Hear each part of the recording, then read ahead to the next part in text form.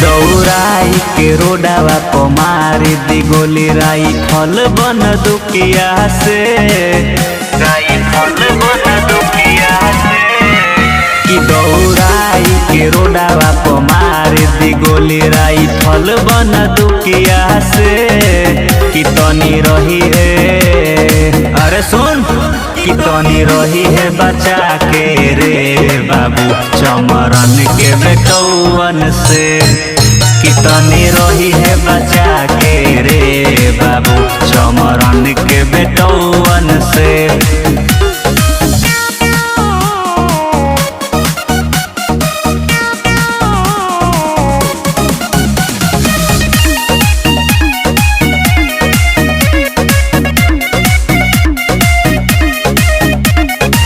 Sixer के 6 गोली छाती में दागी बची के ओ कनी से रही है रे ऊंचा आवाज में ना बोली है रे बाबू जिंदा जमीने में गाड़ी रे जिंदा जमीने में गाड़ी रे। सिक्सर के 6 गोली छाती में दागी बची के ओ कनी से रही है रे ऊंचा आवाज में ना बोली है रे बाबू जिंदा जमीने में गाड़ी रे। और जिला जवार थर थर कापेला चमरान जी के नौवन से कि तनी रही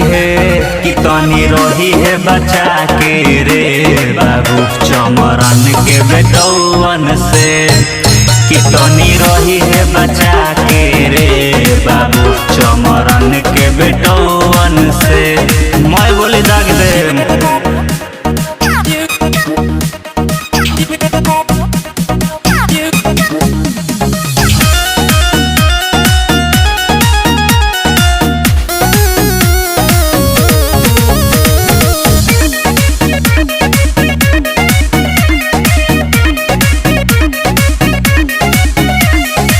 डाटी तो हमारे पघुर के ताकेले मान ले हमरो कहानवारे सूरज सागर अभिषेक अरुण तो दे दी है गोली उदागी रे दे दी है गोली उदागी रे।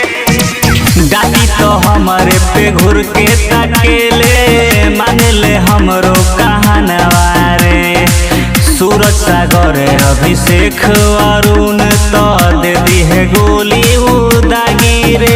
और बाड़े हम जाइल तो धाइल छूट जाई मुछ ऐठी जब तौआ से कि तनी रही है बचा के रे बाबू चमरन के बेटौवन से कि तनी रही है बचा के रे बाबू चमरन के बेटौवन से। मैं बोली मराई।